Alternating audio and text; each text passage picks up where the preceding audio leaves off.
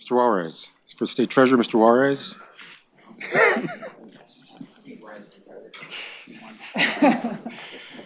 Controller Yi. Ms. Higa. Ms. Yamamoto. Ms. Hendricks. Here. Ms. Dillon. Here. Ms. Vargas. For State Superintendent of Public Instruction, Ms. Zuma. And for the Director of Finance, Ms. Wong Hernandez.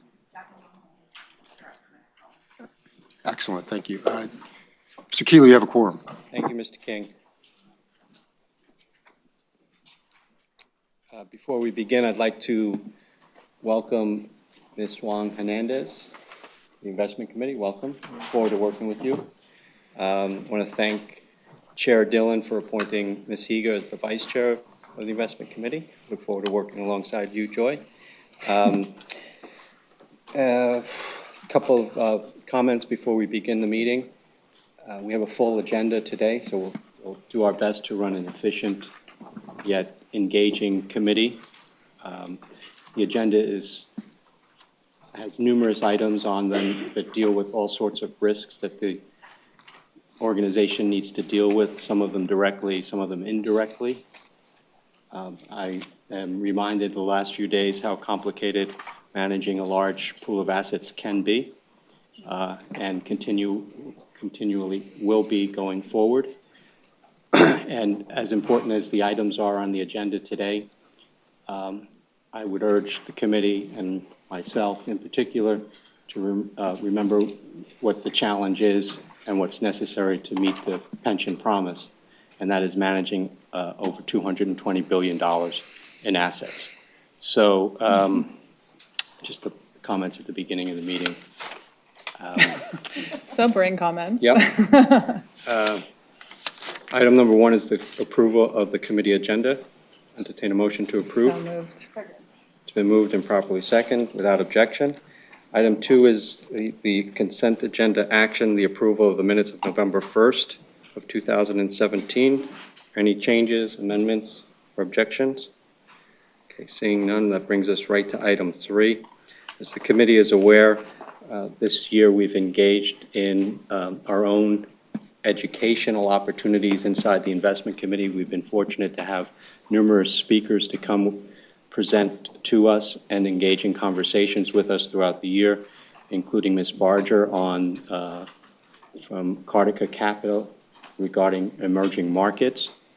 We heard from Jonathan Gray on the global landscape around real estate. We spent some time with Larry Fink from BlackRock and his view of the world. Next month, we'll be speaking with Tony James from Blackstone around retirement and the crisis in retirement. And today, we have three distinguished speakers with us today. Professor Ashby Monk, Mr. Mark Weissman from BlackRock, and Jonathan Hausman. Staff has forwarded Professor Monk's book to us. The item is set up today for Professor Monk to speak for a few minutes to us about his views. If there's one term that came to me, Professor, in my early perusal of your book, that would be the term collaboration. It seems to be all over the book, is a concept of collaboration and what that can and should mean from your perspective for institutional investors in large pools of capital across the globe. He'll then engage in a conversation with Mr. Weissman and Mr. Hausman on their experiences around partnerships, direct investments, the challenges, the opportunities, the risks, and what that may mean for us as we begin to explore some policy issues as the policy-making body of CalSTRS. We will then engage in some Q&A with the three of you. So with that, I will turn it over to Professor Monk. Thank you so much for having me. I really appreciate the opportunity to be here and sharing the insights with you all. It's an honor. We obviously look to CalSTRS as a role model throughout the country for how other institutions should be operating, and I'm pleased to have the opportunity to weigh in on some of the work that you're doing. As I understand it, the objective here is to have an honest and candid dialogue about the different models of institutional investment with a particular focus on private market investing. I've been asked to do about a 20-minute introduction, just getting everybody on the same page, mostly to make sure that Mark and John know what I'm talking about. And then move into a discussion of why we need innovation, how we innovate in terms of the different models, and what the outcomes could be. And then I'm going to turn to Mark, who will do 10 or 15 minutes, to Jonathan, who will do 10 or 15 minutes, and then we're going to move into Q&A, at which point we will begin to also welcome your Q&A at that time. If you do have a burning question midstream, you can feel free to interrupt us. We are pretty quick-witted. We can probably respond if you need us to. Why do we need innovation? Well, this is a topic near and dear to my heart, and probably near and dear to many people in this room. We need high returns. Our plans, as we've just heard from Mr. Kiley, are largely underfunded.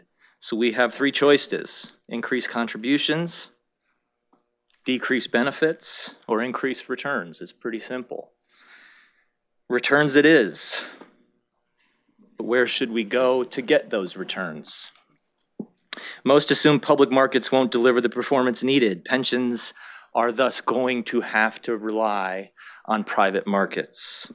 But there's a flood of capital moving into private markets right now. You are not the only organization to realize that illiquidity and alternative risk premia offer a useful way of boosting returns that are not available in public markets. So with this massive increase in the supply of capital into the traditional alternative investments, that's a bit of an oxymoron, but it feels that way. There are now traditional alternative investments. The tables have shifted greatly in favor of the asset managers. By definitions, alternatives are outside of our operating processes and norms that are standard. And so as we move into these spaces, we find ourselves reliant on the places and agents that already exist within the alternative investment ecosystem. And so we must forge deep partnerships. We must collaborate. We must find alignment of interests. The problem is the misalignment of interest in alternative investments is today now thoroughly and deeply documented in the academic literature. This is not a fair game. Research shows such things as where alternative managers generate alpha, they capture that alpha through fee structures. Where contracts are complex, you will be gamed on fees. There are countless other academic studies that I could point you to. As a result, most people simply do not grasp the sheer scale of the compensation that we as an industry have paid to external asset managers, coming out of public pension plans, university endowments, sovereign wealth funds, what I would describe as social welfare institutions of the modern era, are paying these industries incredibly high compensation levels. Think of the irony there. In the pursuit of maintaining and securing our most important social welfare institutions, we have enriched Wall Street to an extent that is astounding. Today, the easiest path to becoming a billionaire in America is not to start a technology company. It's to start an asset management business by a factor of 2. Financial firms in 1950 captured about 10% of all after-tax corporate profit. 1950, as we began this journey of financial innovation that was going to render markets more efficient, more powerful. In 1950, that 10% felt like a lot until you fast forward to today, where the after-tax share of corporate profit of the financial industry is 43%. It's a heavy toll to pay for moving capital from an asset owner, you, to a productive asset. But with all this newfound wealth flowing into finance, we can at least take comfort in the fact that they're doing their jobs better, except that they're not. The financial markets are less efficient than they were during the era of railroads, steel companies, and automobiles. I encourage everybody to read the seminal paper by Thomas Philippon, who shows the unit cost of financial intermediation is today higher than it was a century ago. All of the improvements in information technology and sophistication in financial products have been canceled out by trading activities with little social value. And the worst part is that as the financial services industries become bloated, again, the research shows us that it becomes a drain on productivity and ultimately real economic growth. So we've had this rise of hedge funds, we've had the tenfold increase in trading activity since the 1960s, but we do not, it turns out, have a sharper and smarter pricing mechanism in the aggregate. And over the last 5 years, I've noted that the public is starting to take notice. They are asking why we are spending so much on these external parties.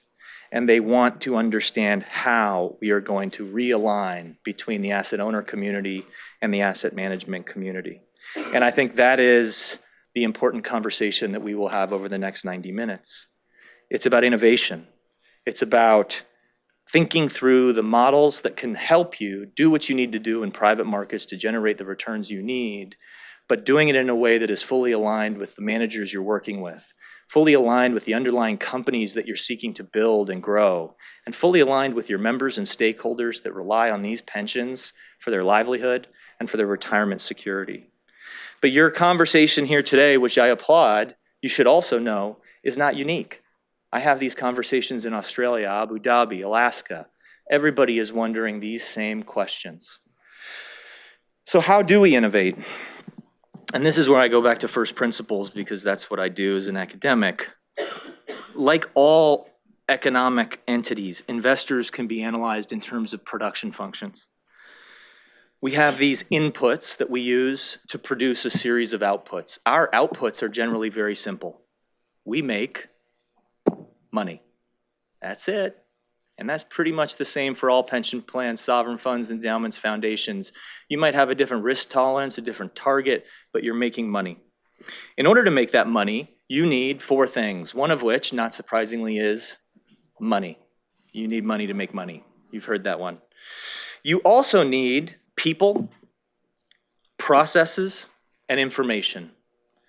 I guarantee you we can go through any fine-tuned, nuanced, niche strategy located inside this organization, and I could find a home for it within capital, people, process, or information.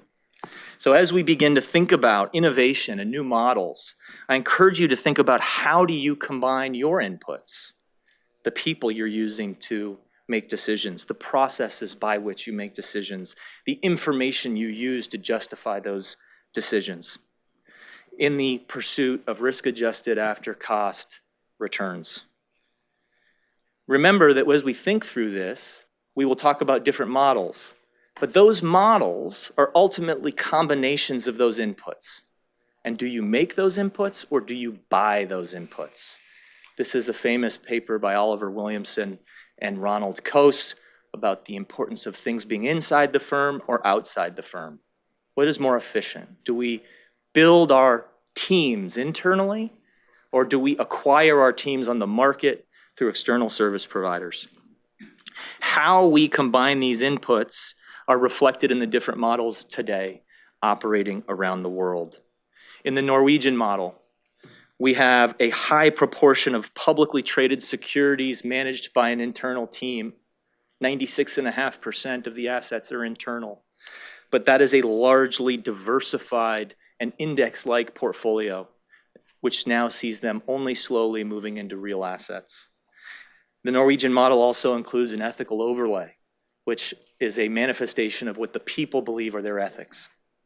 The Yale model, the one you've heard about for years, diversified across asset classes with heavy equity risk overweights, relies on fund managers, and is difficult to scale because you're reliant on alpha producers that you can get access to and align your interest with, which can be challenging. The Canadian model, in-house asset management, highly skilled teams of investment professionals, independent and expert governance structures. The Dutch model, innovation around matching liabilities, meeting the liabilities in the future with large professional teams internally. The Australian model, innovation mindset, driven by an exogenous factor that they call the wall of money. The government of Australia changed the contribution rate for their pension plans, which means they're adding more cash than we can conceive of. Australian Super is adding between $7 and $9 billion of cash a year that they need to invest. Status quo isn't an option. So what you're seeing down there is an incredible appetite for innovation. 2 models that I've been studying deeply. One is the technology model. How is technology going to change the way we all do our business? And should we be positioning our organization for a tech future? Somebody's car drove itself here today. Think about that. There's a Tesla floating above space on its way to an asteroid belt because it missed Mars. And we're like upset that the Tesla missed the Mars orbit. The collaborative model, which some of you skimmed a book about, which I'm very grateful for and honored. But deep focus on alignment of interests, willingness to turn new types of partners and intermediaries to get that alignment. I'm riffing on all these different models in part because I want you to know there is no right model. There is no blueprint for CalSTRS that we can whip off the shelf from Toronto or Abu Dhabi or Norway. It turns out that the model you choose should instead be a function of the advantages you have as an organization. The Canadians had strong independent governance so they could insource, and pay staff millions of dollars. Not everybody can do that. The endowments had strong alumni networks so they could get incredible access to small emerging managers. The Singaporeans were at the geographic advantage of being in the perfect spot to capture the trade flows flowing through that area. So they developed platform companies. In the case of Temasek, that was their innovation. UC Regents is sitting on the biggest university campus in the world. And over the last 3 years, we, where I'm a senior advisor, have helped to position that organization to capture that IP emerging out of that university, which generates 5 patents a day. I agree, that is a wow. These characteristics and comparative advantages are driving their model selection, okay? It is unique, it is bespoke, it needs to be thoughtful. And thinking about CalSTRS in your models, I want you to be thinking about where are you better? And this naturally raises an important question. What qualifies as a comparative advantage, and how does a pension or sovereign or endowment build a strategy around one? Briefly let you know that we think of comparative advantages in terms of model selection around 2 categories. The categorical advantages, the things you're born with, and the cultivated advantages, the things you developed. Categorical are sort of like the sponsor's profile, the geographic location, the liability structure. These are the things you're born with. You may need to discover what they are through inquiry and self-knowledge, but they're there already. Your long-term time horizon, your scale, the alumni network that you have as a university, the fact that you're sitting in California, all that goes with that. That's the categorical advantages that you enjoy. The cultivated advantages are generally not a product of discovery, they're a product of invention. There are no blueprints for a cultivated comparative advantage. It demands a robust and often real-time governance structure to go out and build a comparative advantage in the marketplace. Real-time governance structures so you can be a fast partner.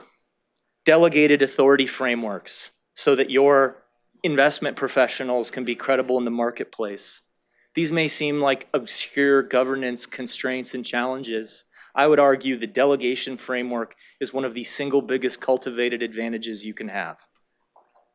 BCIMC up in British Columbia has an unlimited delegated authority to Gordon Fife, the CEO. Now, is that too far? Maybe, but I promise you, if there's a deal he wants to do that needs to move fast, he thinks it's a bit too much power in one man. He's humble like that. It is very Canadian. But in thinking about all this, it is odd for some people to say we have some comparative advantages that we want to build a model around. But that's where we're headed. Institutional investors can no longer sit back and rely on Wall Street. They're making too much of your money. They're capturing too much. The model that you're going to build is going to be a function of you, the incredible team that you have here, which is truly incredible. I interface with these people in conferences around the world, and either it's Ireland or China or Abu Dhabi, literally bumping into your staff, doing the hard work that needs to be done. So you have some comparative advantages in there. I'll also warn you as I get near the end of my presentation here that there are cultivated disadvantages, okay? For example, and this doesn't necessarily apply to you, but I'll just flag 2 that I see commonly. Most institutional investors don't do first-time funds. That seems to be prudent, but it's irrational. If nobody does first-time funds, then there are fewer new funds to challenge the existing funds, and you are forced to go pick among the existing funds that by definition will cost more. So you may think it's prudent to not do first-time funds, but you are cultivating a permanent disadvantage for your industry and for you. Another example, which is often toxic to talk about, but I'm going to do it because that's why I'm here. Many investors hide the fees they pay. They hide them in footnotes, they hide them in NAV calculations, they hide them and often almost are complicit in their burial because they fear that if the fees and cost numbers came out, they would be limited in their ability to pursue the private market investments that we all know are required to meet the liabilities and generate the returns. But if we hide those fees, then the true picture of what it costs to generate a return is not understood by the board. So the board is then faced with an internal resourcing decision that does not fully understand the external cost picture. If you knew that it was costing you 50 times to do something external than it would internal, wouldn't you change the way you pay your staff? Wouldn't you pay them more? Wouldn't you build a bonus structure? Do you want to go back and tell the world that you've created billionaires and hedge funds and private equity funds on Wall Street, most of which are white males? I just throw that in there as a little grenade. So, what's the goal of all our innovation? My view, having done this for 10 years, and I am an academic, but I moonlight as an advisor to many big pensions and sovereign funds. I think the goal is alignment of interests. I think that is the new buzzword, alignment. Last decade, it was insourcing. The decade before that, it was privileged access to managers. Those are the old words. The new word is alignment of interests. Wherever you see innovation today, I promise you the underlying motive is alignment. Seeding managers, getting better terms, getting alignment of interest, pushing them to put more of the personal capital to work. Insourcing, let's try using an employment contract instead of a service contract to get the alignment we need. Technological innovation, let's get better data than our GPs so we can hold them accountable. Co-investing, let's reduce our fees. Let's get a better deal structure. Platform companies, let's set this up as a company, permanent capital vehicle. Evergreen, let's align the vehicle to the needs of the business instead of asking the business to align to the needs of the fund. What a crazy thought. Peer collaboration, let's pool our resources and work together in a prudent and fiduciary way to achieve our objectives differently. I could probably do 20 more examples, but it's getting to be too much. This is not just about reducing cost. This is about aligning the cost with the risk and return. It's about alignment. Fees are a lens to alignment, but they're not it on its own. I want to develop an alignment ratio and benchmark people and say how much of your manager's money is in their own products. That's the ultimate test in my mind. That's the ultimate alignment. So with that, I have plenty of examples we can get into, but I'll just leave you by saying we need innovation. We need it if we're going to generate the returns. We need innovation in the inputs, people, process, information. We need to think about our comparative advantage in the context of those inputs. Do we make or buy? Don't get stuck in this Canadian model, endowment model. Think about the CalSTRS model, okay? It's not daunting. It's saying, what are our inputs? Do we make or buy them? What are our comparative advantages? And let's get to work. And on you guys, properly resource the organization to succeed, recognizing that Wall Street is constantly out to get them. The outcome we hope for is a more aligned organization, aligned to your ultimate objectives, aligned with the underlying assets you hold, and obviously achieving alignment with your intermediaries. That is the goal. And with that, I will turn it over to Mark. You're going to turn it over to some managers. I just turned over to a manager. How do you think about alignment, Mark? Let's just say that. Well, look, thank you for having me, and thank you, Ashby, for that introduction. And what I would say is, I very much agree with pretty much everything that Ashby said. It is about alignment of interest. It is about creating the best outcomes for your beneficiaries. I will tell you, I spent 17 years of my career both with the Ontario Teachers Pension Plan and with the Canada Pension Plan Investment Board, and so I'm well aware of the challenges that face CalSTRS and similarly placed pension plans across the United States. What I would say, and I very much agree with Ashby in this regard, is there is no one right model. There is no black and white. In fact, there's a whole bunch of gray in between. So to say we want to pursue a direct investment model, what does that mean? The reality is there are many choices that you can make, and it is a very broad spectrum in that regard. At the end of the day, what you have to focus on, and in here I'm just going to augment one of your early statements. It is not just about augmenting returns. It is about the need to augment returns on a fully priced, risk-adjusted basis. So just getting increased returns can't be the right answer. We could do that using all kinds of means, but the volatility that might introduce to the plan and the risk to the beneficiaries and to the state would be very, very high. So returns, yes. As you talked about, the three ways to sort of solve the issue, increased contributions, decreased benefits, or increased returns.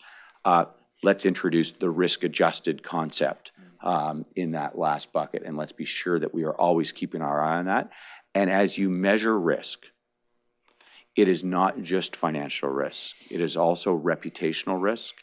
It is sustainability risk to the plan and to all of the stakeholders who form an important part of what all of you are trying to achieve. So I just wanted to make that one comment at the outset. So the experience that I've had working for a large part of my career at two Canadian plans is not necessarily the right experience that can just be copied for CalPERS. The Canadian plans rely very, very heavily on a governance structure that is quite different from yours. And so what you have to do is think about creating outcomes that are within the realm of the possible for CalSTRS. And the reality is the limitations, many of which are completely logical given the nature of what you do, will constrain and have some impact on the options that you have available to you. In this regard, we didn't actually practice this in advance. I completely agree with Ashby that it starts by one has to start at looking, the way I think about it, as what you do, not as running a pension fund, but as running a business. And CalSTRS is in the business, in part, among other things, of investing capital. And it is investing capital on behalf of its beneficiaries. And when you analyze your business, Ashby is 100% right, that my strong advice is that you look at what your comparative advantages are, determine how sustainable those comparative advantages are in the marketplace, and then design internal processes and models that will allow you to exploit those comparative advantages. And where you don't have a comparative advantage, chances are you're better to join them than to try and beat them. And so let me take you through just for a moment that analysis as it relates to my former employer, the Canada Pension Plan Investment Board. We looked, in 2005, went through a bit of the process that you're looking at today and reformed the way that we were going to approach investing. We defined what our comparative advantages are. Some of them will be similar to CalSTRS and some of them will be different. You talked, I can't remember the exact words you used. I'm sort of a simpler guy. I'm not an academic. So I just use nature and nurture. You have. Cultivated it categorically. There, okay, so for me, it's nature and nurture. Oh, my Mr. God. Weissman, stick with nature and nurture. We'll go with nature and nurture. So what for the Canada Pension Plan Investment Board were the natural advantages? The advantages that we had by dint of the nature of our organization. Scale. So like CalSTRS, that fund today is in excess of $300 billion and continues to grow, not unlike the Australian example. So scale is an advantage. That meant that as we developed our business model, we thought about investing in areas where scale was an advantage and not investing in areas where scale was at a disadvantage. So for example, we decided that we would not invest in venture capital because we didn't believe that it could actually have an impact, as good as we might be able to be at it, on the overall returns to the fund. So we tried to develop our business model and our strategy to take advantage of scale. Second was the time horizon. So liabilities for the Canada Pension Plan, Canada's national pension plan, are multi-generational in nature. It's a very different type of plan that has a very different type of accounting than a typical plan like a teacher's plan, be it in Canada or in the state of California. And therefore, we had a time horizon that saw our liabilities measured in decades. Our liabilities were 60, 70, 80 years away. And so we developed a strategy that would allow us to take advantage of that time horizon, including, by the time I left 18 months ago, having over 40% of our assets in illiquid strategies and over 48% of our assets in alternatives. Because we believe we could pick up an illiquidity premium and we didn't need the money back literally for decades. And so we could focus on total return as opposed to income. Third natural advantage was certainty of assets. The nature of Canadian legislation meant that we knew exactly how much money was going to come in each year, literally for decades. And we knew how much money was going to go out, when it was going to go out, decades away in the future. And so having that certainty of assets gave us a lot of flexibility, particularly in times of financial crisis, where we could be a provider of liquidity to the market at high return to us, because we knew that our assets couldn't be called. I'm just going to, on that point, Mark, was the fund cash flow positive or cash flow negative? Cash flow positive. And Jonathan can contrast the teacher's model. So cash flow positive to the tune of about 5 billion Canadian dollars per annum in terms of cash inflows, and highly predictable in that regard for decades. It's the assets are invested on behalf of the national pension plan. So it's every worker in the country outside of the province of Quebec. So essentially the Canada Pension Plan is equivalent to US Social Security. The difference being is there's a fund to back up the pension promise in that case. No further comment on that. I was just gonna say. We won't go there. What were the developed advantages? So those are the natural advantages. What are the advantages that we tried to nurture? One was talent. We recognized, because the nature of our legislation was such that our employees were not civil servants, our employees were private market employees, and we were not constrained by government pay scales, that we could attract and retain a very different type of talent than other institutional investors. So we developed a business model that exploited that. We understood that because we weren't raising third-party capital, we could develop an ethos of partnership inside the organization.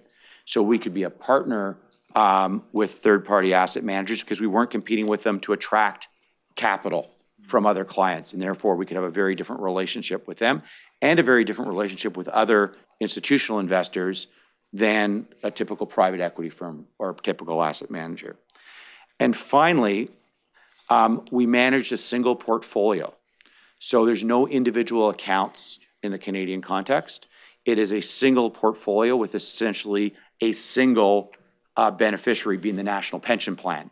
And that gave us a lot of flexibility because we didn't have to take into account the individual risk tolerances of people.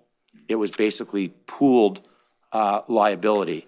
And that allowed us to treat our investments as a single portfolio and not have to think about different beneficiaries that we were managing money on behalf of. And so we developed strategies to exploit that.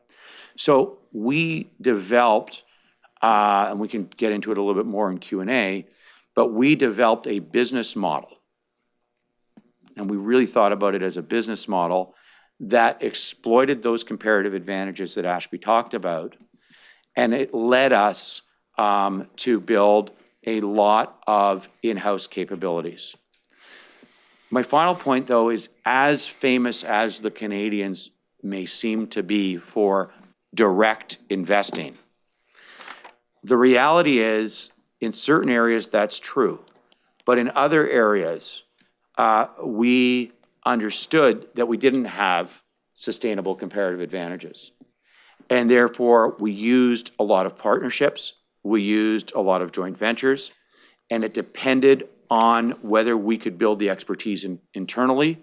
And if we didn't believe we could build it internally on an after-cost basis, that means taking into account the cost and the return on a risk-adjusted basis, we created partnerships. So in real estate, for example, like CalSTRS, we pursued many external joint ventures. In private equity, whilst we had a well-established direct investment program, we also had tens of billions of dollars invested in third-party funds, which we then leveraged to do more co-investment and co-sponsorship to bring down our costs. But we realized that we didn't have the ability to source transactions or to get involved in the detailed operations of private companies the way that a private equity firm would be. So all of which is to say, really, I think that the advice that Ashby outlined to you and the advice that's in his book is very much the advice that we pursued. But that is to say, define your comparative advantages, make the hard choices, focus on risk-adjusted returns, understand the things that you're able to do and the areas where you're able to compete effectively, and understand the areas where you won't be able to compete effectively. And then develop a set of strategies to exploit that to provide the best outcomes for your beneficiaries. And I'm happy to go into any examples you'd like as we get into Q&A. With that, I'll pass it to my former colleague. Thanks, Mark. So it's a real pleasure to be here. I have a great affinity for CalSTRS, of course, because we are managing pensions for 316,000 teachers in Ontario. So we come from a very similar place. There are also some differences, of course, and those differences will be a function of history or the endowments that we were granted as we began, and also the things that we felt we needed to focus on.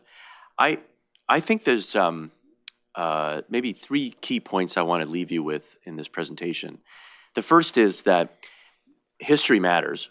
So Ontario Teachers, which I guess some would indicate would be the pioneer of this so-called Canadian model, we didn't know exactly what Ontario Teachers was going to look like until we started to do it.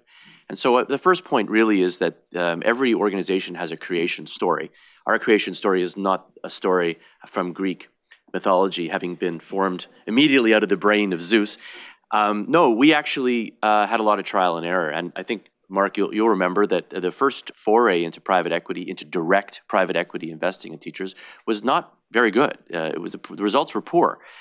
But it was the willingness to go forward and think about this in a broader sense, that this was a piece of the portfolio construction that we felt was an important one to add. And so we had that question, how do we go forward? And this is really my second point, which is, as Mark and Ashby actually both have indicated in different ways, there are many ways to skin this cat. There is a series of gradations. And I would really caution you not to think of it in a digital way, meaning it's this or that, direct or an indirect model through external managers.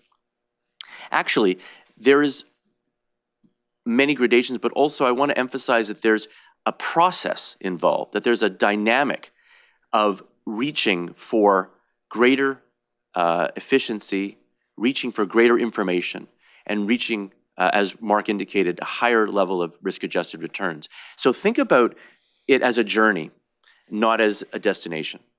And the journey, in my view, is driven by your challenges.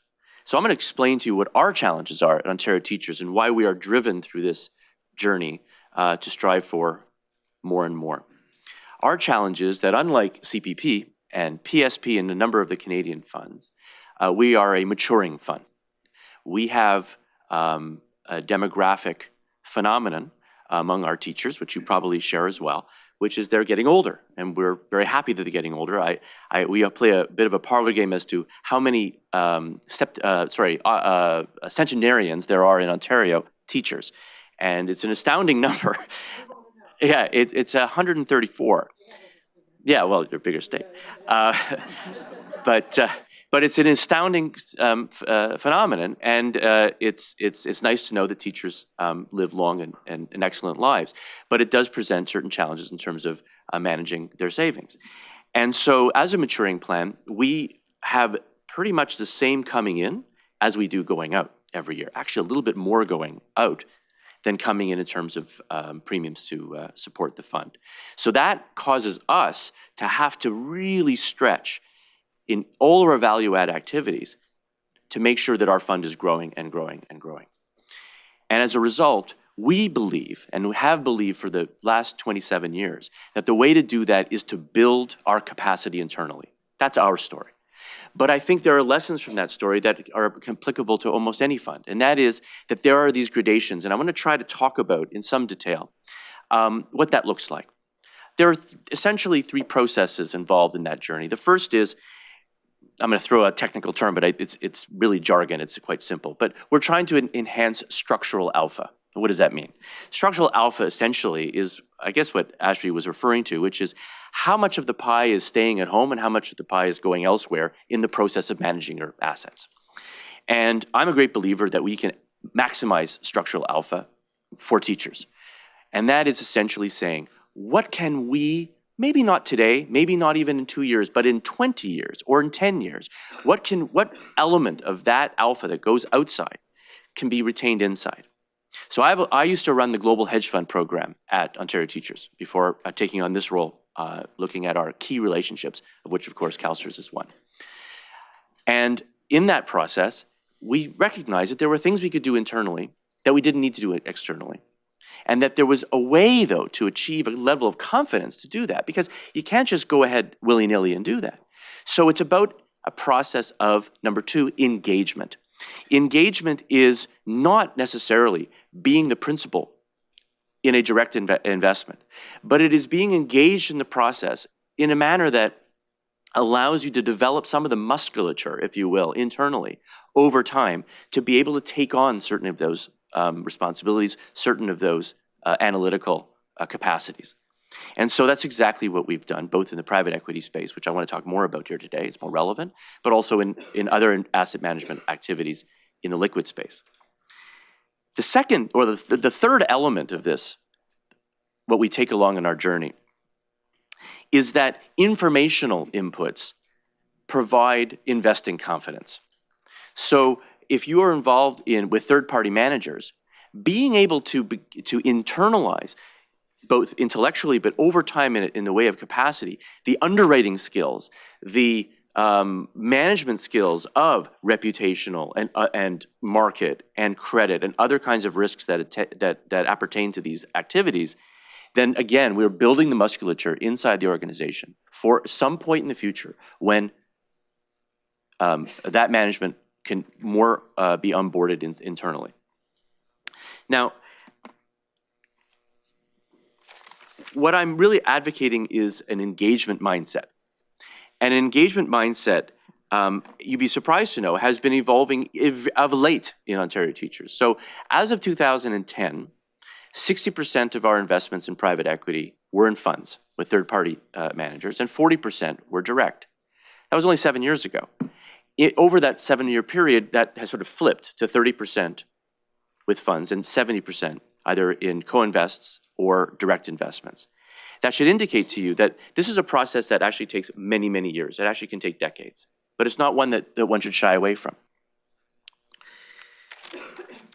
I want to talk about some of the challenges, though, that indeed attach to any program where you are beginning to take on direct activities in the marketplace. The first challenge is, and this is alluded to by Mark, is the human capital challenge. It is absolutely critical that to take on the direct principal role, that you have to have human capital inside the organization in a reasonable level of scale, i.e. a critical mass, that is comfortable with that commercial activity and has exposure in their past experience with that activity, whether it's in banking, whether it's in private equity, or whether it's in hedge funds, et cetera. And this is a simple point, but we think it's one, frankly, that's probably the most critical. We are constantly focused on the human capital. 15 years ago, there were very few people at Ontario Teachers with a banking background, very few. I was one of the first. I joined 14 years ago. Over time, that has changed. So it is, again, an evolution, but the human capital is critical mass is important. The second is governance. So when you are a third-party investor through an external manager, you don't have many of the direct risks, reputational and otherwise, directly as you would if you were the principal. And so this involves the critical function of governance. At Ontario Teachers, we take governance very, very seriously. And we spend an inordinate amount of time on how the boards of the 70-plus companies that we own, most of them in private equity, some of them in infrastructure, how are they formed? Who sits on them? What are the expectations? How do they relate to the demands of modern leadership, taking into account the interests and the concerns of all stakeholders, not just the fiduciary, us, but not just employees, but also the broader community, and indeed the broader world. So we have spent years developing our approach to what we call ESG, which I'm sure you do as well, environmental, social, and governance considerations, which we try to incorporate into the process of anything we own and the board activities of all the companies that we own. That requires a different kind of engagement. That's an engagement with your companies. And that engagement is sort of the second derivative, if you will, of the engagement that I referred to in the first instance with external managers, figuring out how they do what they do and internalizing some of those learnings. Third thing is, there's a lot of competition. Now, I think you're exposed to the competition anyway, because of course you're working through, in the private equity space, third-party managers. But there's a competition also as having the networks so that you're able to originate ideas through a series of different channels. Because one thing that we've noticed at Ontario Teachers is that the world has become a much more complex place and has become a much more diverse place in terms of where ideas come from, who's in the center of the web of the deals. Used to be GPs, banks. Today, GPs, banks, family offices, corporates, and peers. And it's the last point I want to make, which is the dimension that we think that engagement can take in the future, and one of the reasons why we have an active dialogue with CalSTRS is that peers can provide engagement as well. And we think there's great complementarity between a fund like CalSTRS and a fund like Ontario Teachers. We come from the very same place in terms of what we're trying to achieve, for whom we're trying to achieve it, and maybe slightly different places in terms of the juridical aspects of what we do. But there's complementarity there, and complementarity can be very exciting and very creative. That complementarity can lead to cooperation with not just external managers, but also cooperation between peers like us, where we're not involved in raising a new fund.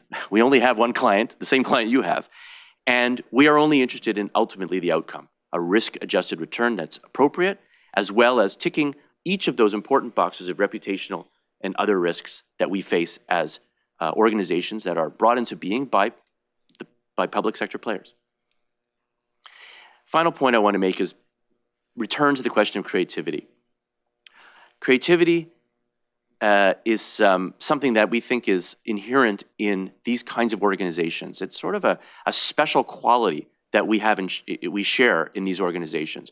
I was reading some research that Ashby wrote where he talked about the different advantages in the model, of the pension model. And one of them is they do attract a different kind of person. They attract people who are looking to do something bigger than themselves. They tend to attract people who are motivated by a mission. And we are motivated by a mission. When I go to sleep every night, I know that what I'm sweating out over is in business for the purpose of giving back to the teachers that taught me as a kid. And it attracts people who are a little bit out of the norm, who are perhaps skilled in finance, skilled in the jargon of finance, but also have the ability to step slightly outside of the mold and think differently about what we do. And I believe that the innovations that came in Ontario Teachers and the ones that we continue to try to generate are generated by that same spirit. And so I think as you find your own idiom going through this journey, you should be feeling pretty confident that you can find an idiom that can be successful, no matter what model you choose. Thank you. So as I understand it, we have a few minutes for questions here and chit chat. And then we're going to turn it over to you guys for questions for 15 minutes. Kibitz a little bit, and then we'll get to questions and Okay, answers so from our kids. I can't help but think that, CalSTRS is itself well down the path of direct investing, right? So they've, as I understand it, a large proportion of the public equities are done internally. And that raises an interesting question for us, having worked with lots of organizations among the three of us that are bringing assets in-house. How do you pick which assets to internalize? And what is the framework in your mind where you're developing the costs and benefits of internalizing some asset class? And in general, where are the costs higher than the benefits and vice versa? So as I say, you have to look, in my view, at your comparative advantages to answer that question. And let me give you two examples from my past life. We determined at the Canada Pension Plan Investment Board that we would fully internalize our infrastructure investing. So we had, prior to 2005, third-party infrastructure funds. We decided to do that, again, going back to those comparative advantages, because scale of those investments gave us an advantage. We were talking about billion-dollar plus investments, in some cases multiple billion-dollar investments.